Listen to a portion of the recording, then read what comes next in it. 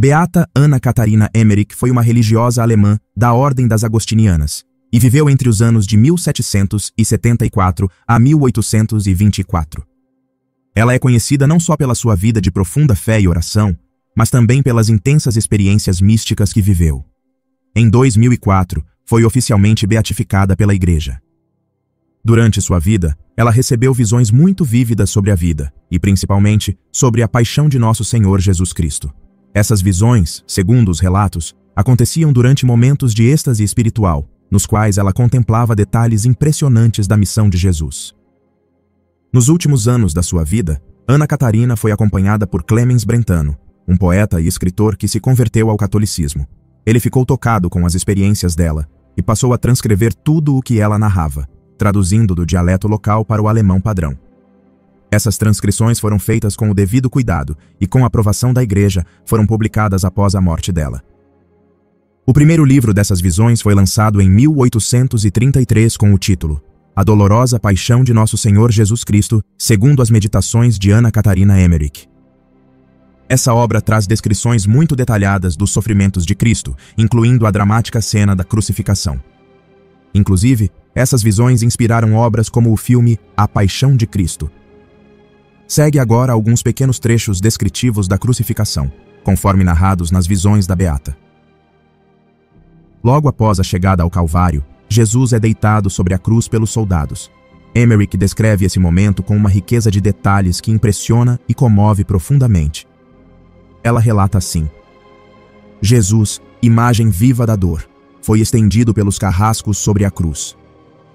Ele próprio se sentou sobre ela e eles brutalmente o deitaram de costas.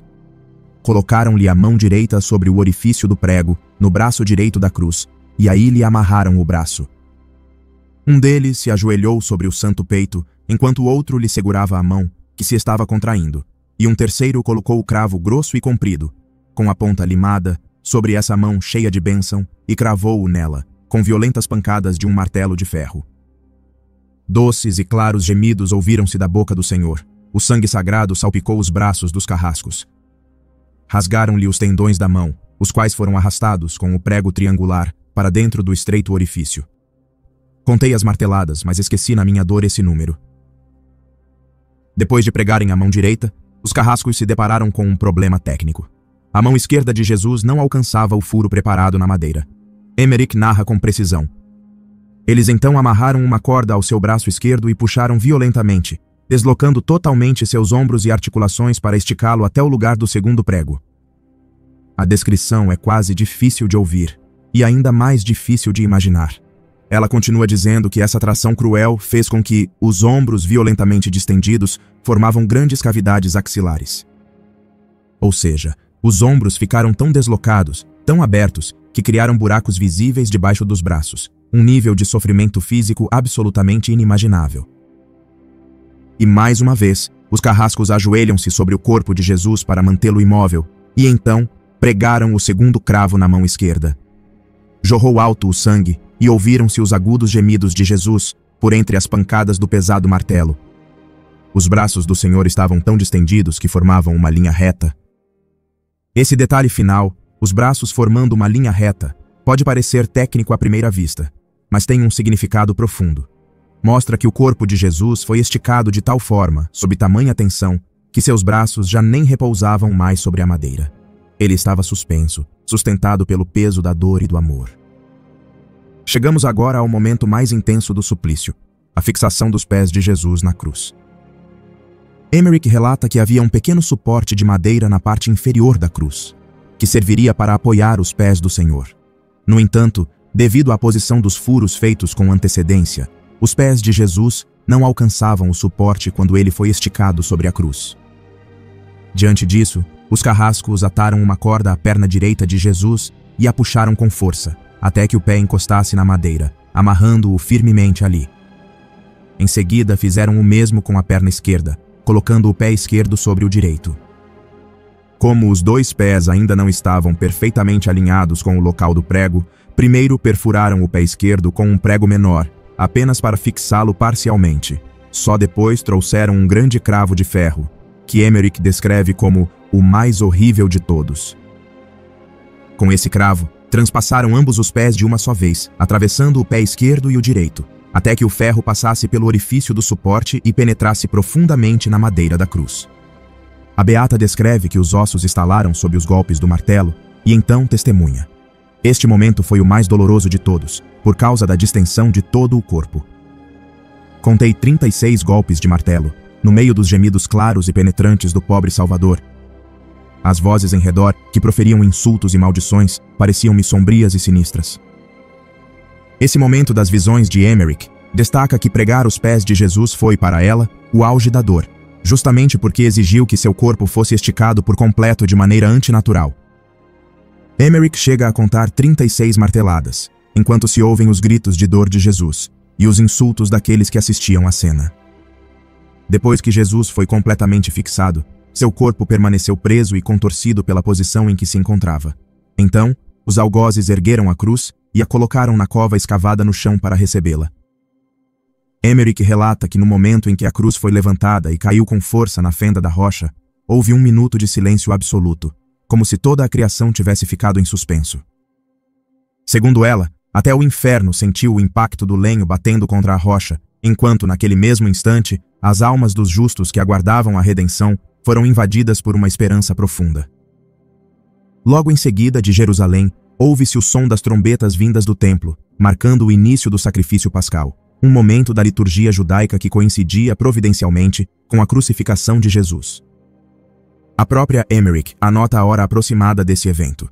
Observando a posição do sol, ela indica que seria por volta de 12:15 quando a cruz foi erguida. Esse sincronismo entre a imolação do Cordeiro Pascal no templo e a crucificação de Cristo é fortemente enfatizado em suas visões. Emmerich sublinha essa correspondência como um sinal do caráter sacrificial e redentor da morte de Jesus. Após horas de sofrimento, Jesus então levantou os olhos ao céu, deu um grito forte e disse: "Tudo está consumado." Depois, com indescritível ternura e poder, exclamou: "Pai, em tuas mãos entrego o meu espírito." E inclinou a cabeça. Estava morto. Madalena gritou ao ver Jesus inclinar a cabeça e morrer, e depois tombou ao chão, sem forças. João e algumas mulheres a ampararam. Ela não queria sair dali. Dizia que só a morte poderia separá-la do corpo de seu mestre. A Virgem Mãe caiu de joelhos e estendeu os braços como se quisesse amparar o filho. Ela viu e sentiu sua alma sair do corpo. Seu rosto tornou-se ainda mais pálido, mas ela permaneceu em pé, sem gritar, sem chorar, apenas com o olhar fixo em Jesus morto, em silêncio absoluto. João a sustentava com as mãos. Emmerich cita: "Ao morrer Jesus, viu uma grande luz sair dele e penetrar a terra. Um abalo sacudiu o Monte Calvário, rachaduras abriram-se nas pedras, e a terra escureceu repentinamente. Viu o Espírito de Jesus descer ao limbo para anunciar a salvação aos justos que aguardavam." Um dos pontos que mais chamam a atenção nas visões de Ana Catarina Emmerich é como ela liga a crucificação de Jesus com imagens do Antigo Testamento. Quando a cruz é levantada no Calvário, Emmerich compara essa cena à árvore da vida no paraíso. Ela diz que no momento em que a cruz foi plantada no chão, 4 rios de graça jorraram das chagas de Jesus sobre a terra, como se estivessem renovando tudo. Para ela, aquilo foi o começo de um novo jardim do Éden, mas agora com a humanidade redimida por Jesus, o novo Adão. Essa imagem faz referência ao livro do Gênesis, onde aparecem a árvore da vida e os 4 rios que irrigavam o jardim. Emmerich entende que Jesus, ao se entregar na cruz, traz uma vida nova para todos nós, assim como a árvore da vida trazia vida no começo da criação. Ela também fala sobre outro momento muito simbólico. Quando Jesus é levantado na cruz, no mesmo instante, os sacerdotes no templo tocam as trombetas para anunciar o início do sacrifício pascal. Emmerich vê isso como um sinal claro. Jesus é o verdadeiro Cordeiro Pascal, e tudo aquilo que os antigos ritos simbolizavam, agora se realiza de forma completa com ele. Ela conta ainda que, nesse momento, algumas pessoas que estavam lá se lembraram das palavras de São João Batista: "Eis o Cordeiro de Deus", ao olharem para Jesus na cruz. Essa parte das visões mostra como a morte de Cristo está ligada ao que Deus já vinha anunciando desde o início, e como tudo se cumpre naquele momento. A antiga aliança se encontra com a nova, e Jesus realiza de vez a obra da salvação. As visões de Emmerich também mostram com muita força a presença de Maria Santíssima no Calvário. Ela aparece aos pés da cruz, unida ao sofrimento do Filho, sofrendo com ele. Emmerich descreve que Maria sentia em seu próprio coração todas as dores que Jesus estava passando. Nessa visão, Maria é mostrada como a nova Eva, ao lado do novo Adão, que é Cristo. Essa imagem antecipa títulos que a tradição da Igreja sempre usou para falar de Maria, como Nossa Senhora das Dores. É a mesma ideia que aparece no Evangelho de São Lucas, quando Simeão profetiza: "Uma espada traspassará tua alma." Emmerich reforça essa realidade em suas visões, mostrando uma mãe que não foge do sofrimento, mas que permanece firme, junto da cruz, entregando-se com amor e dor, ao lado de Jesus, para a salvação do mundo. Em suas visões, a crucificação de Jesus não acontece só no plano visível, diante das pessoas que estavam ali. Ela diz que também viu o que acontecia no plano espiritual, no invisível, como se o Calvário fosse o cenário de uma batalha entre o céu e o inferno. Segundo ela, durante a crucificação, ela enxergava demônios horrendos ao redor da cena. Eles se alegravam perversamente com a dor de Jesus e insuflavam crueldade nos carrascos, aumentando a violência e o desprezo. Ao mesmo tempo, ela via anjos chorando sobre Jesus crucificado, como se o céu estivesse em luto diante do que estava acontecendo. Eles não estavam parados, mas acompanhando o sofrimento do Senhor com compaixão profunda. Essa dualidade, o mal atacando e o bem sofrendo, mostra o Calvário como um campo de batalha espiritual. De um lado, o mal parece vencer ao ver Jesus entregue à morte, mas do outro lado, o céu sabe que aquele sofrimento voluntário trará a vitória sobre o pecado e sobre Satanás. Essa tensão entre escuridão e salvação também aparece na própria Bíblia. Jesus diz que aquela era a hora do poder das trevas, mas São Paulo nos lembra que na cruz, Jesus desarmou as forças do mal e venceu pelo amor e pela obediência até o fim. Estes foram alguns trechos do livro A Dolorosa Paixão de Nosso Senhor Jesus Cristo, com as visões da beata Ana Catarina Emmerich, que eu quis partilhar com vocês hoje. Essas visões nos mostram de maneira muito tocante e detalhada o que Jesus viveu na cruz. Elas combinam a dor física dos últimos momentos de Cristo com uma leitura espiritual mais profunda, mostrando que tudo aquilo fazia parte do plano de Deus e que cada passo da paixão tem um significado que vai além do que os olhos podem ver. É importante lembrar que essas visões não fazem parte do ensinamento oficial da Igreja, mas são reconhecidas como revelações privadas, que, quando bem compreendidas, podem ajudar os fiéis a viverem o Evangelho com mais profundidade.